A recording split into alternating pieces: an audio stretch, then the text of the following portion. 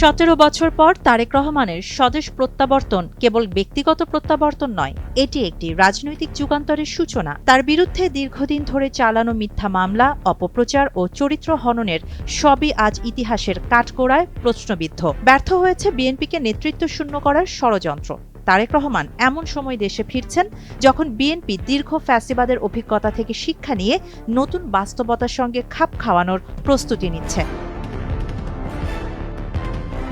তারেক রহমানের দেশে ফেরা শুধু প্রতীকী প্রত্যাবর্তন নয়, সক্রিয় রাজনীতিতে ফেরা। ভোটার হিসেবে নিবন্ধন, জাতীয় পরিচয়পত্র গ্রহণ এবং আসন্ন নির্বাচনে প্রার্থী হওয়ার ঘোষণা স্পষ্ট করে তারেক রহমান রাজনীতিতে শুধু নৈতিক নেতা হয়ে থাকতে চান না, বরং প্রাতিষ্ঠানিক ও সাংবিধানিক রাজনীতিতে সরাসরি অংশগ্রহণে প্রস্তুত।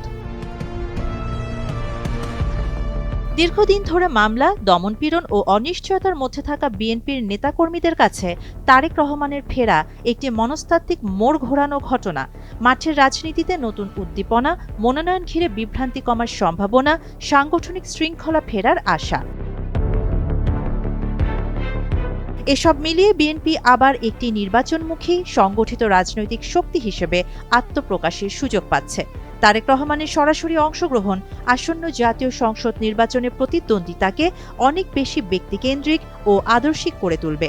সরকার পক্ষ ও বিরোধী পক্ষের লড়াই এখন আর শুধু দল বনাম দল নয়, বরং নেতৃত্ব বনাম নেতৃত্বের রূপ নিতে পারে।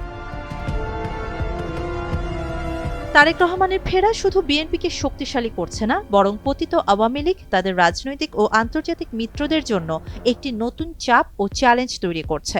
রাজনীতি আরও স্পষ্টভাবে দুই মেরুতে বিভক্ত হওয়ার সম্ভাবনা বাড়ছে। তবে বাস্তবতা হলো, অতীতের হাওয়া ভবন সংশ্লিষ্ট অভিযোগ, শাসনামলের বিতর্কিত সিদ্ধান্ত, রাষ্ট্র পরিচালনার পুরনো স্মৃতি, এসব বিষয় এখনও ভোটারদের একাংশের মনে সক্রিয়। শুধুমাত্র আবেগ, প্রত্যাবর্তনের উচ্ছ্বাস বা ব্যক্তিকেন্দ্রিক জনপ্রিয়তা দিয়ে এই বাধা অতিক্রম করা সহজ হবে না। তারেক রহমানকে প্রমাণ করতে হবে নতুন রাজনৈতিক সংস্কৃতি, জবাবদিহিমূলক নেতৃত্ব, বাস্তবসম্মত অর্থনৈতিক ও রাষ্ট্র পুনর্গঠনের রোডম্যাপ।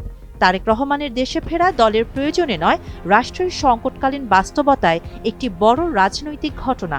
তিনি যদি অতীতের ভার অতিক্রম করে ভবিষ্যৎমুখী নেতৃত্ব দিতে পারেন, তাহলে বিএনপি কেবল ক্ষমতায় ফেরার লড়াই নয়, বাংলাদেশ একটি কার্যকর গণতান্ত্রিক ধারায় ফেরার সুযোগ পেতে পারে।